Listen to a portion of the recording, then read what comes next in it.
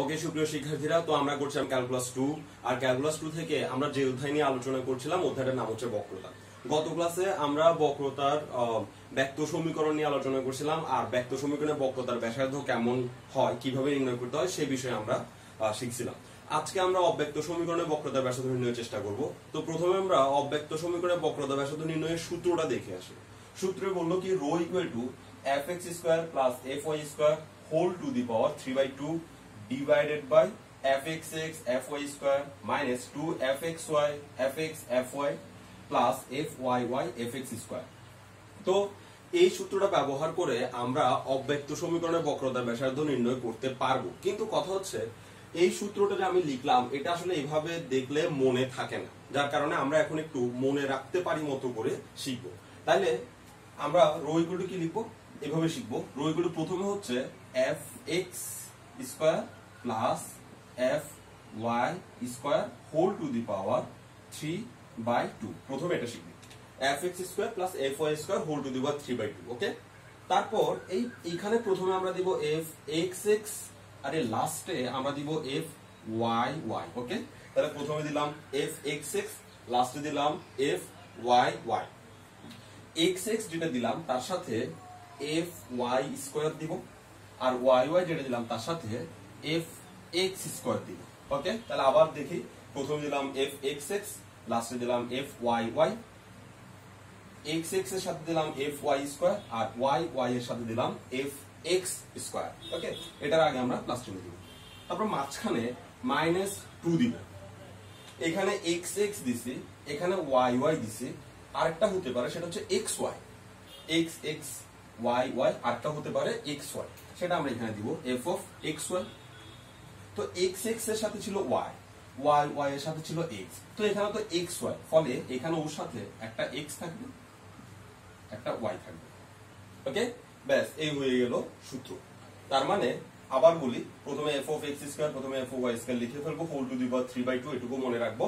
এবার প্রথমে দিব f of xx, লাস্টে দিব f of yy, xx এর সাথে দিব fy স্কয়ার, y এর সাথে দিব fx স্কয়ার, আর মাঝখানে -2, এখানে তো xx y আসছে, একটা xy আসতে পারে, তাহলে 2xy fx fy। ব্যাস এইটুকুই হচ্ছে অব্যক্ত সমীকরণের বক্রতার ব্যাসার্ধ নির্ণয়ের সূত্র।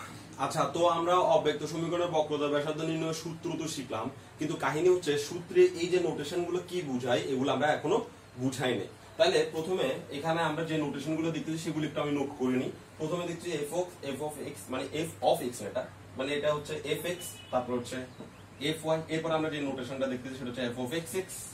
তারপর আমরা খুঁজলে দেখবো যে f of y একটা নোটেশন আছে, তারপর আমরা f of xy একটা নোটেশন পাচ্ছি। তাহলে এগুলোর মানে কি? এটার মানে হচ্ছে x এর সাপেক্ষে একবার ডিফারেন্সিয়েশন, x এর সাপেক্ষে একবার ডিফারেন্সিয়েশন, অর্থাৎ যে ফাংশনটা আমাকে দেওয়া হবে, যে ফাংশন, ওই ফাংশনকে x এর সাপেক্ষে একবার ডিফারেন্সিয়েশন করাকে আমরা fx দিয়ে দাবি করি। তার মানে এভাবে যদি আমি বক্রতার ব্যাসার্ধ নির্ণয় করতে চাই, তাহলে আমাকে x এর সাপেক্ষে একবার ডিফারেন্সিয়েশন করে যে আনসারটা পাবো সেটা এখানে বসাইতে হবে। ওকে, f of y মানে এটা না বললেও চলে, বুঝা যাচ্ছে y এর সাপেক্ষে একবার ডিফারেন্সিয়েশন। আমি ডিফারেন্সিয়েশন শব্দটা লিখি নেই, অন্তরিত। ওকে, এটার মানে হচ্ছে x এর সাপেক্ষে দুইবার ডিফারেন্সিয়েশন, মানে প্রথমবারও x এর সাপেক্ষে ডিফারেন্সিয়েশন, দ্বিতীয়বার x এর সাপেক্ষে ডিফারেন্সিয়েশন। তো এটাকে এভাবে আমরা শিখবো, সেটা হচ্ছে x এর সাপেক্ষে ডিফারেন্সিয়েশন করে যে আনসারটা আমরা পাইছি, x এর সাপেক্ষে ডিফারেন্সিয়েশন করে যে আনসারটা আমরা পাইছি, সাধারণত আনসারটা এখানে পেয়ে যাবো। x এর সাপেক্ষে ডিফারেন্সিয়েশন করে যে আনসারটা আমরা পাইছি, ওই আনসারটাকে আবার x এর সাপেক্ষে ডিফারেন্সিয়েশন করলে এটার আনসার পাবো। তার মানে x এর সাপেক্ষে দুইবার হয়ে যাবে। তার মানে xx মানে হচ্ছে x এর সাপেক্ষে দুইবার অন্তরীকরণ, দুইবার অন্তরীকরণ। ওকে, f of y মানে হচ্ছে y এর সাপেক্ষে দুইবার অন্তরীকরণ, ঠিক আছে। আর f of xy মানে হচ্ছে প্রথমে x এর সাপেক্ষে ডিফারেন্সিয়েশন করব, তারপর প্রাপ্ত আনসারকে y এর সাপেক্ষে ডিফারেন্সিয়েশন করব। তার মানে কোন একটা ফাংশনকে x এর সাপেক্ষে ডিফারেন্সিয়েশন করার পর আমরা যে আনসারটা পাবো সেটা আমরা এখানেই পেয়ে যাবো। x এর সাপেক্ষে ডিফারেন্সিয়েশন করার পর আমরা যে আনসারটা পাবো, ওই আনসারটাকে শেষবার y এর সাপেক্ষে ডিফারেন্সিয়েশন করে দেব, তাহলে আমরা এটা পাবো। তার মানে এটার মানে হচ্ছে একবার x এর সাপেক্ষে, একবার y এর সাপেক্ষে ডিফারেন্সিয়েশন। ওকে।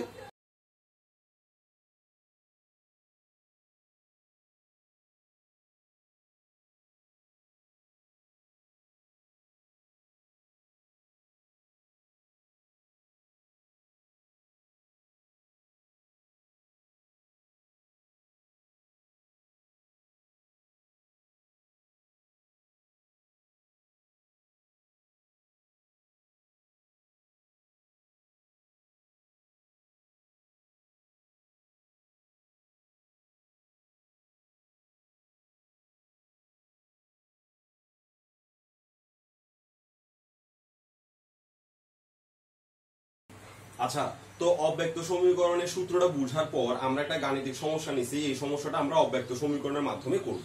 তাহলে প্রশ্নটা প্রথমে দেখি। প্রশ্নে বলছে কি root x plus root y equal to 1 বক্ররেখার 1/4 বিন্দুতে বক্রতার ব্যাসার্ধ নির্ণয় করো। অর্থাৎ এই সমীকরণটার বক্রতার ব্যাসার্ধ নির্ণয় করো, যে কোনো বিন্দুতে না, এই বিন্দুটাতে ওর বক্রতার ব্যাসার্ধ কেমন হবে সেটা একটু দেখো। তো আমরা প্রথমে করলাম কি প্রদত্ত সমীকরণ দিয়ে এটা লিখে ফেললাম। তো আমরা যেটা জানি অব্যক্ত সমীকরণের ফিগার হচ্ছে f of x, y equal to 0, অর্থাৎ ডান পাশে 0 থাকতে হবে। তো আমি করলাম কি এটাকে এইভাবে করলাম root x plus root y, এই 1 কে পক্ষান্তর করে ফেললাম, -1 ইকুয়াল টু 0। ব্যাস, তাহলে এখন এটা যে ফিগার আছে এই ফিগারটা অব্যক্ত সমীকরণের ফিগার। আবার বলতেছি অব্যক্ত সমীকরণ চিন্তা করতে হবে x এর সাপেক্ষে ডিফারেন্সিয়েশন, y এর সাপেক্ষে ডিফারেন্সিয়েশন, এইভাবে যদি আমি করব চিন্তা করি তাহলে সেটা অব্যক্ত সমীকরণ। ওকে, কিন্তু যখন আমি অঙ্ক করতে যাব তখন অবশ্যই ফিগারে আনতে হবে। ফিগারে না এনে তাকে আমরা অঙ্কে অ্যাপ্লাই করতে পারবো না। তাহলে ফিগারে আসলো, তাহলে আমি এরপরে বলবো কি ধরি যে এই f of xy equal to root x plus root y minus 1, অর্থাৎ এখানে এই যে জায়গাটা দেখা যাচ্ছে না, এই জায়গাটার নাম আমি দিছি কি f of xy। তো এই জায়গাটা যদি f of xy হয়, তাহলে এই জায়গাটা যদি f of xy হয় ইকুয়াল টু কত 0, তার মানে এই সমীকরণটা এখন আমার জন্য অব্যক্ত সমীকরণ হিসেবে কাজ করতে পারে। তাহলে এখন এরপরে আমাদের কাজ কি, এরপরে এই সমীকরণের পর আমাকে অব্যক্ত সমীকরণ বের করতে হলে আমরা অব্যক্ত সমীকরণের সূত্রটা বুঝলাম, একটু দেখি সূত্রটা কি লিখছে। অব্যক্ত সমীকরণের বক্রতা ব্যাসার্ধ নির্ণয়ের সূত্র হচ্ছে rho equal to fx square plus fy square whole to the power 3/2, তারপর হচ্ছে f of xx সেটার সাথে f of y স্কয়ার, লাস্টে গিয়ে লিখবো f of y সেটার সাথে f of x স্কয়ার, আর মাঝখানে -2 f of xy f of x f of y। এই হচ্ছে অব্যক্ত সমীকরণের বক্রতার ব্যাসার্ধ নির্ণয়ের সূত্র। তো এখান থেকে আমরা দেখতে পাচ্ছি যে আমাদেরকে f of x নির্ণয় করতে হবে, কারণ এখানে f of x এর মান বসাইতে হবে। একইভাবে f of y নির্ণয় করতে হবে, তারপর f of xx নির্ণয় করতে হবে, তারপর f of y নির্ণয় করতে হবে, আর লাস্টে f of xy নির্ণয় করতে হবে। ওকে, তো আমরা যেটা বুঝছি সেটা হচ্ছে f of x মানে হচ্ছে x এর সাপেক্ষে ডিফারেন্সিয়েশন। তো আমি যদি এই সমীকরণটাকে x এর সাপেক্ষে ডিফারেন্সিয়েশন মানে এই অংশটাকে ডিফারেন্সিয়েশন করি, তাহলে যা আনসার পাবো সেটাই হবে fx। ওকে, তো আমি যদি ওকে x এর সাপেক্ষে ডিফারেন্সিয়েশন করি তাহলে রুট x এর সূত্র হচ্ছে 1/2 রুট x, আর আমি যদি x এর সাপেক্ষে y কে ডিফারেন্সিয়েশন করি তাহলে এটা 0 হবে। 1 কে যদি x এর সাপেক্ষে ডিফারেন্সিয়েট তাহলে এটা 0 হবে। কেন? কারণ যখন আমি অব্যক্ত সমীকরণে, খেয়াল করি, যখন আমি অব্যক্ত সমীকরণে x এর সাপেক্ষে ডিফারেন্সিয়েশন করব তখন y ধ্রুবক, আর যখন y এর সাপেক্ষে ডিফারেন্সিয়েশন করব তখন x ধ্রুবক। ওকে, তাহলে আমি যখন x এর সাপেক্ষে ডিফারেন্সিয়েশন করতেছি তখন এখানে এই y ধ্রুবক, যার কারণে ওর आंसर আসবে 0, 1 ও ধ্রুবক, যার কারণে ওর आंसर আসবে 0। ওকে, তাহলে f of y কি হবে, y এর সাপেক্ষে ডিফারেন্সিয়েশন, f of y মানে হচ্ছে y এর সাপেক্ষে ডিফারেন্সিয়েশন, ওকে y এর সাপেক্ষে ডিফারেন্সিয়েশন করলে হবে 0। কেন? কারণ আমি যখন y এর সাপেক্ষে ডিফারেন্সিয়েশন করব তখন x ধ্রুবক, তাহলে ওকে ডিফারেন্সিয়েশন করলে পাবো 0, ওকে ডিফারেন্সিয়েশন করলে পাবো 1/2 রুট y। যেহেতু y এর সাপেক্ষে ডিফারেন্সিয়েশন করছি তো এখানে y আসলে x এর মতো আচরণ করতেছে, 1 কে ডিফারেন্সিয়েশন করলে পাবো 0। ওকে, এবার f of xx মানে হচ্ছে এই ফাংশনটাকে x এর সাপেক্ষে দুইবার ডিফারেন্সিয়েশন। এখন কথা হচ্ছে এখানে তো x এর সাপেক্ষে একবার ডিফারেন্সিয়েশন করে একটা आंसर বের করছি, তাই না? এখানে x এর সাপেক্ষে একবার ডিফারেন্সিয়েশন করে একটা आंसर বের করছি। এই আনসারটাকে আবার যদি x এর সাপেক্ষে ডিফারেন্সিয়েশন করি তাহলেই তো আমরা f of xx পেয়ে যাচ্ছি, তাই না? তাহলে আমি ওকে যদি আবার x এর সাপেক্ষে ডিফারেন্সিয়েশন করি তাহলে এখানে হয়ে যাবে। আর যদি আমি এখান থেকে চিন্তা করতে তাহলে প্রথমে আমাকে x এর সাপেক্ষে ডিফারেন্সিয়েট করতে হবে, এটাই আসবে, এটাকে আবার x এর সাপেক্ষে ডিফারেন্ট এখানে আসতে হবে। তো এইভাবে চিন্তা করার দরকার নেই, x এর সাপেক্ষে ডিফারেন্সিয়েশন একবার করা হয়েছে, ওই অংশটাকে আমি আবার x এর সাপেক্ষে ডিফারেন্সিয়েশন করলেই পেয়ে যাবো x এর সাপেক্ষে দুইবার ডিফারেন্সিয়েশন। তাহলে ওকে যদি আমি x এর সাপেক্ষে আবার ডিফারেন্সিয়েশন করতে চাই, ডিফারেন্সিয়েশন আমি এখানে দেখাই, এভাবে হবে 1/2 রুট x কে যদি আমি ডিফারেন্সিয়েশন করতে চাই x এর সাপেক্ষে তাহলে 1/2 বাইরে চলে যাবে, আর ডিফারেন্সিয়েশন হবে শুধুমাত্র 1/√x এটাকে। তো এটাকে যদি আমি ডিফারেন্সিয়েশন এভাবে করতে পারি, হাফ তার জায়গায় থাক d dx, 1/√x কে আমি লিখতে পারি 1/x⁻½ এভাবে লিখতে পারি। আবার এই 1/x⁻½ এটাকে না লিখে আমি এভাবে লিখতে পারি x⁻−1², কারণ আমরা 1 যেগুলো সেগুলোকে ইনভার্সে প্রকাশ করতে পারি। তো এখন ওর ডিফারেন্সিয়েশন যদি আমি করি, হাফ তার জায়গায় থাকবে, তাহলে এটা x⁻n এর যে সূত্র আছে ডিফারেন্সিয়েশন সেই সূত্রটা অ্যাপ্লাই করব। তাহলে কি হবে, এই যে পাওয়ার সামনে আসবে আর x⁻, পাওয়ার থেকে আরো 1 বিয়োগ যাবে। পাওয়ার সামনে আসবে, পাওয়ার থেকে 1 বিয়োগ যাবে। ওকে, তাহলে এটা যদি গুণ করে দিই তাহলে আমরা পাচ্ছি প্লাস মাইনাস মাইনাস 1/4, আর এটা x টু দি পাওয়ার এখানে যদি আমরা লসাগু করি তাহলে 2 -1 -2 মানে হচ্ছে -3, উপরে -3 পাচ্ছি। তার মানে আমরা পাচ্ছি -1/4 x ইনভার্স 3/2 এরকম পাচ্ছি এটা মানে। তো এটাকে আমি আবার একটু ভেঙে লিখতে পারি, এভাবে লিখতে পারি ইকুয়াল টু -1/4 তার জায়গায় থাক, এটা হবে x two the power inverse 1, তো এভাবে লিখতে পারি 1/2 হোল কিউব, এভাবে লিখতে পারি 1/2 হোল কিউব, এভাবে লিখতে পারি। অর্থাৎ আমি বুঝাতে যাচ্ছি এখানে যে কিউবটা আছে না, কিউবটাকে আমি উপরে রেখে দিছি একদম সবার উপরে, আর -1/2 কে এখানে রেখে দিছি, কারণ পাওয়ারের উপর পাওয়ার থাকলে পাওয়ারের উপরে গুণ হয়ে আবার কিন্তু এই জায়গায় আসতে পারে। তো এখন ইনভার্স হাফ একটু খেয়াল করি, এই যে এখানে ইনভার্স হাফটা আসছে সেটা কোথেকে আসছিল, 1/√x থেকে, তাই না? তাহলে এখানে ইনভার্স হাফ, x ইনভার্স হাফকে আমরা এভাবে লিখতে পারি -1/4, এটা হচ্ছে 1/√x whole to the power 3, এভাবে লিখতে পারি, তাই তো? তাহলে এই এবার এই 1 এর উপর যদি কিউব আসে তাহলে 1ই হয়ে যাবে। প্রথমে -1/4 লিখে রাখি, 1 এর উপর যদি কিউব হয় তাহলে 1ই হবে, ঠিক না? আর √x এর কিউব মানে হচ্ছে x √x, √x এর কিউব মানে হচ্ছে x √x। এইসব ব্যাপারগুলো অবশ্যই আমরা আগে থেকে জানি, তাও আমি একটু ছোট্ট করে দেখাই দিই। √x এর কিউব কেন x কিউব, x √x, কারণ এই √x কে আমি এভাবে লিখতে পারি √x whole square into √x। Okay, এর তিনটা দেখাচ্ছে, তো আমি দুইটা এখানে লিখলাম, একটা এখানে লিখলাম। তো এখানে স্কয়ার রুটে কাটা, তাহলে এখানে আমাকে ব্যাক দিচ্ছে x আর এখানে ব্যাক দিচ্ছে √x। এজন্য আমরা এই √x এর উপর কিউবকে আমরা x √x দাবি করতে পারি। তাহলে এই মানটা আমি এখানে বসাই দিই, তাহলে আমরা পাচ্ছি কি 1/4, সরি -1/4 পাচ্ছি, -1/4 1/x √x এভাবে পাচ্ছি। ওকে, একইভাবে f অফ y y খেয়াল করি, f অফ x x এটাকে ডিফারেন্সিয়েশন করে পাইছি, একইভাবে f অফ y y মানে হচ্ছে ওকে দুইবার y সাপেক্ষে ডিফারেন্সিয়েশন করা।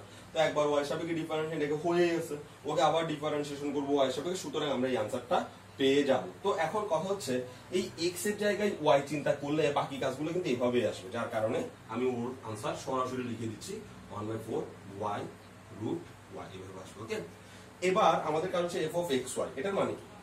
এটার মানে হচ্ছে প্রথমে x এর সাপেক্ষে ডিফারেন্সিয়েশন, তারপরে y এর সাপেক্ষে ডিফারেন্সিয়েশন। তো এর মানে আমি এভাবে বলি যে x এর সাপেক্ষে ডিফারেন্সিয়েশন করে যে আনসারটা আমি পাইছি তাকে আমি y এর সাপেক্ষে ডিফারেন্সিয়েশন করার চেষ্টা করি। তাহলে x এর সাপেক্ষে এই অংশটা দেখি, x এর সাপেক্ষে ডিফারেন্সিয়েশন করে যে আনসারটা পাইছি সেটা হচ্ছে এটা, x এর সাপেক্ষে ডিফারেন্সিয়েশন এই আনসারটা পাইছি। তাহলে এই আনসারটাকে আমি যদি y এর সাপেক্ষে ডিফারেন্সিয়েশন করার চেষ্টা করি তাহলে কিন্তু এই এর আনসার পেয়ে যাচ্ছি। তাহলে x এর সাপেক্ষে ডিফারেন্সিয়েশন করার পর যে আনসারটা পাইছি এইকে আবার আমি y এর সাপেক্ষে করব। তো ওকে যদি y এর সাপেক্ষে করতে চাই, ওর এখানে কোনো y আছে নাই, তার মানে ও হচ্ছে y এর জন্য ধ্রুবক, আর ধ্রুবককে ডিফারেন্সিয়েশন করে আনসার পাওয়া যায় 0। ওকে, তাহলে আমাদের প্রথম ধাপের কাজ শেষ। এবার আমাদের কাজ হচ্ছে এই বিন্দুটা নিয়ে আলোচনা করা, যেহেতু ওরা বলছে যে 1/4, 1/4 বিন্দুতে বক্রতার ব্যাসার্ধ নির্ণয় করো। অর্থাৎ আমি এখন যে কাজটা করছি এই আনসারগুলা এত বিন্দুতে কেমন হবে সেটা একটু খুঁজে বার করতে হবে। আচ্ছা, তো এখন আমি এই মানগুলা এই বিন্দুতে কেমন হবে সেটা খুঁজে বার করবো। তো সেটা খুঁজে বার করার জন্য আমি এগুলো পরে লিখতে হবে আমাকে। আমি এখানে একটা বাউন্ডারি দিয়ে দিই, এটুকু লেখার পর আমাকে লিখতে হবে 1/4, 1/4 বিন্দুতে। এইটুকু যা পাইছে এগুলো হচ্ছে যে কোনো বিন্দুতে, যদি যে কোনো বিন্দুতে বলা থাকতো তাহলে এইটা আমার করতে হইতো না। তাহলে 1/4 বিন্দুতে আমি প্রথমে f of x equal to বের করে নিই। f of x equal to এটার মানে হচ্ছে x এর জায়গায় 1/4 বসাবো, y এর জায়গায় 1/4 বসাবো। প্রথমটা x এর মান বুঝায়, দ্বিতীয়টা y এর মান বুঝায়। ওকে, তাহলে f of x equal to 1/2 √x। ওকে, তাহলে আমরা f of x equal to 1/2 √x এর জায়গায় 1/4 বসাবো, কারণ x এর মান 1/4, এর জন্য আমরা x এর জায়গায় 1/4 বসাবো। তাহলে এখান থেকে আমরা কি পাচ্ছি 1/2, আর এটাকে যদি রুট করা হয় 1 এর রুট হবে 1, 4 এর রুট হবে 2, তার মানে 2 যদি কাটা যায় তাহলে 1 হবে, তাহলে আমরা পাচ্ছি f(x) = 1। এবার f of y equal to একটু খেয়াল করি, y এর জায়গায়ও 1/4 বসাবো, যার চেহারা প্রায় ওর মতো, তাই ওর জন্য আমি আর একই কিছু না করে সরাসরি বললাম যে ওর মান আসবে 1। ওকে, এবার f of x x এর आंसर কত আসবে? f of x x, f of x x এর आंसर -1/4 আগে থেকেই ছিল, আর এখানে হচ্ছে 1/x √x, x এর মান হচ্ছে 1/4 আর রুট ওভার আবার x, তাহলে ওইখানেও হবে 1/4। ওকে, তাহলে একটু খেয়াল করি, এই 4 আর এই 4 কাটা যাবে কেন? এটা একটু নিচে আর এটা একটু উপরে, তাই না? অথবা এভাবে কাটতে পারি 1/4 1/4 ক্যান্সেল। ওকে, আর এখান থেকে আমরা পাচ্ছি মাইনাসটা থেকে যাবে, উপরে 1 থেকে যাবে, আর নিচে যে 1/√2 আছে, এটাকে যদি 1 কে যদি রুট করি তাহলে আমরা পাবো 1, আর 4 কে রুট করলে আমরা পাবো 2। তাহলে এটা যদি উল্টা হয়ে যায় মানে -1 প্রথমে বসাইলাম গুণ এটা উল্টা করে দিলাম 2/1, তাহলে আমরা आंसर পাচ্ছি -2। ওকে, তার মানে f of x x equal আমরা পাইছি -2। এবার আমরা f of y y বের করব, কিন্তু f of y y এটা যে ফিগার সেটা দেখতে পুরোই ওর মতো, আর y এর জায়গায় আমরা ঠিক ওই সেম 1/4 ই বসাবো, যার কারণে এত কিছু আর আমি করতে চাচ্ছি না, আমি এটার আনসার পাবো -2। ওকে, এরপর f of x y বের করতে হবে। f of x y আমার এখানে জায়গা নেই, যার কারণে পাশে লিখতেছি, নিচে লেখা উচিত ছিল f of x y। তো f of x y এর মান কত আসছে 0। তো এত বিন্দু তো f of x y এর মান 0ই আসবে। কেন? কারণ এখানে f of x y এর এমন একটা মান আসছে যেখানে x এর মানও বসানোর কোনো সুবিধা নাই, y এর মানও বসানোর কোনো সুযোগ নাই। কেন? কারণ এখানে কোনো x y নেই, তো x না থাকলে x এর মান কিভাবে বসাবো, y না থাকলে y এর মান কিভাবে বসাবো, সুতরাং তার আনসার সরাসরি আসছে আগে যা ছিল তাই। ওকে, তাহলে এবার এই যে মানগুলা পাইছি এই মানগুলা এখানে বসাইলেই আমরা বক্রতার ব্যাসার্ধ নির্ণয় করতে পারবো। তাহলে আমরা লিখবো সুতরাং বক্রতার ব্যাসার্ধ, সংক্ষেপে লিখতেছি আমি, সুতরাং বক্রতার ব্যাসার্ধ রো ইকুয়াল টু এত। এবার আমরা এখানে মানগুলো বসাই, তাহলে f of x equal two কত পাইছি আমরা, মানে 1/4 আমরা ধর বিন্দুতে, এগুলো আর আমার কাজে আসবে না। কেন? কারণ এগুলো যে কোনো বিন্দুতে, কিন্তু আমাকে তো বলছে 1/4 বিন্দুতে বের কর, আর 1/4 বিন্দুতে আমি এগুলো পাইছি, তাহলে এখন আমার জন্য এগুলাই কাজে আসবে। f of x equal to পাচ্ছি 1, তাহলে আমি পাচ্ছি 1 square plus 1 square whole to the power 3/2। f of x এই যে f of x এর মান হচ্ছে -2, লিখলাম -2। আর f of y square, f of y এর মান হচ্ছে 1, তাহলে আমরা লিখলাম into 1 square -2 f of x y। একটু খেয়াল করি, f of x y সমান কত আসছে 0। তো f of x y সমান 0 হয়, ও যদি সবার সাথে গুণ হয় তাহলে পুরোটাই 0 করে দিবে, তো আমি মাইনাস, এটা না লিখলেও চলে, তাও আমি -0 লিখব, না লিখলেও। Okay, finally plus f of y এর মান আসছে -2, লিখলাম -2। আর f of x square, f of x এর মান আসছে 1, তাহলে 1 স্কয়ার।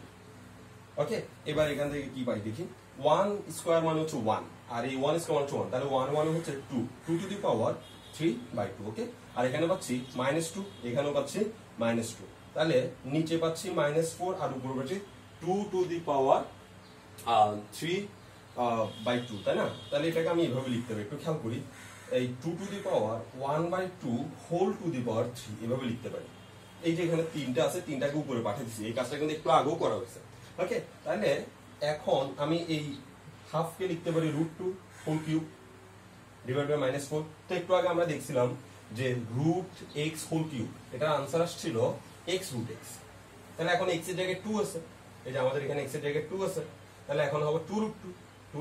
তাহলে আমরা এটার বদলে এখানে লিখি, পাশে লিখে দিই, এটার বদলে আমরা লিখতে পারবো 2√2। ওকে, আর নিচে হচ্ছে -4। তাহলে এখন 2 দিয়ে 4 কে কেটে দিতে পারি, তাহলে আমরা এখান থেকে কত পাই, 2 দিয়ে 4 কে কেটে দিলে আমরা পাচ্ছি, মাইনাসটা নিচে রাখার দরকার নেই, পাশে নিয়ে আসতে পারবো মাইনাস, তাহলে 2 দিয়ে 4 কে কাটলে নিচে পাচ্ছি 2 আর উপরে পাচ্ছি √2। ওকে, আবার বলতেছি, 2 দিয়ে 4 কে কেটে দিলাম, তো নিচে পাচ্ছি 2 কিন্তু উপরে পাচ্ছি √2, আর এই যে মাইনাসটা ছিল মাইনাসটা এখানে পাশে আছে। এখন এইটুকুতেই অনেকের মনে হয় যে এইটুকুতে আনসার শেষ, কিন্তু আসলে এখানে একটা সূচকীয় কাজ হয়ে গেছে, এটা হচ্ছে এটাও 2 এটাও 2, অর্থাৎ বেজ একই রকম, আর বেজ একই রকম হলে ভাগের বেলায় পাওয়ার বিয়োগ হয়। তো এই কাজটা আসলে করলে তারপরে আনসারটা আসবে। একটু খেয়াল করি, এই বেজের পাওয়ার হচ্ছে হাফ আর এই বেজের পাওয়ার হচ্ছে 1, তাহলে 2 to the power half -1। Okay, equal to, sorry এখানে মাইনাস চিহ্ন দিতে ভুলে গেছি, মাইনাস চিহ্ন ছিল মাইনাস, তাহলে আবার কি থাকতেছে, মাইনাস তার জায়গায় থাকতেছে 2 তার জায়গায় থাকতেছে। এটা যদি আমরা লসাগু করি তাহলে আমরা পাবো -1/2, লসাগু করে দেখবো যারা পারি, তাহলে -1/2 পাবো। তাহলে 2 টু দি পাওয়ার -1/2 মানে ইনভার্স হাফ, আর ইনভার্স হাফ মানে ইনভার্স হচ্ছে 1/, তাহলে আমি এটাকে এভাবে লিখতে পারি -1/2 টু দি পাওয়ার হাফ, কারণ ইনভার্সকে আমরা, যে কোনো ইনভার্সকে আমরা 1/, দিয়ে প্রকাশ করতে পারি। তাহলে ইকুয়াল টু আমি পাচ্ছি কি -1/√2। তো এটাই হচ্ছে আমাদের জন্য বক্রতার ব্যাসার্ধ। কিন্তু প্রবলেম একটা, সেটা হচ্ছে বক্রতার ব্যাসার্ধ কখনো নেগেটিভ আসতে পারে না, কিন্তু এখানে দেখলাম নেগেটিভ আসছে। তো এই নেগেটিভকে তাড়ানোর জন্য আমরা প্রশ্নের একদম শুরু থেকে প্রত্যেকটা লাইনেই এভাবে পরমান দিয়ে আসবো, প্রত্যেকটা লাইনে পরমান। তো আমি আর দিচ্ছি না, এখানে দিচ্ছি, তাহলে পরমান যদি ওকে করে দিই তাহলে আমরা পাবো 1/√2। এটাই হচ্ছে 1/4 বিন্দুতে এই সমীকরণের জন্য বক্রতার ব্যাসার্ধ। তো আমি এটাকে চাইলে ব্যক্ত সমীকরণ চিন্তা করেও করতে পারতাম, কিন্তু যখন আমি ব্যক্ত সমীকরণ চিন্তা করব তখন x এর সাপেক্ষেই ডিফারেন্সিয়েশন করতে হবে, আর x এর সাপেক্ষে ডিফারেন্সিয়েশন করার সময় y কে ধ্রুবক ধরা যাবে না, y কে x মনে করে ডিফারেন্সিয়েশন করে যেতে হবে, যা আমরা ক্যালকুলাস 1 এ ফার্স্ট ইয়ারে পড়ছিলাম। তো এখন যদি আমি অব্যক্ত সমীকরণ আসি তখন এক্স এর সাপেক্ষে যখন ডিফারেন্সিয়েশন করি তখন ওয়াই কে ধ্রুবক ধরতে পারি, কিন্তু যখন আমি ব্যক্ত সমীকরণ আসবো তখন এক্স এর সাপেক্ষে ডিফারেন্সিয়েশন করার সময় ওয়াই কে ধ্রুবক ধরা যাবে না, ওয়াই কে এক্স এর সাপেক্ষে ডিফারেন্সিয়েশন করে বের করতে হবে, অর্থাৎ ওয়াই কে ডিফারেন্সিয়েশন করলে হয় ওয়াই 1, 0 হবে না। কিন্তু যখন আমরা অব্যক্ত সমীকরণ আসবো তখন ওয়াই কে পুরোপুরি ধ্রুবক ধরবো, ওকে এক্স এর সাপেক্ষে ডিফারেন্সিয়েশন করলেই যা হবার, ধ্রুবক ধরলে যা হবার তাই হবে।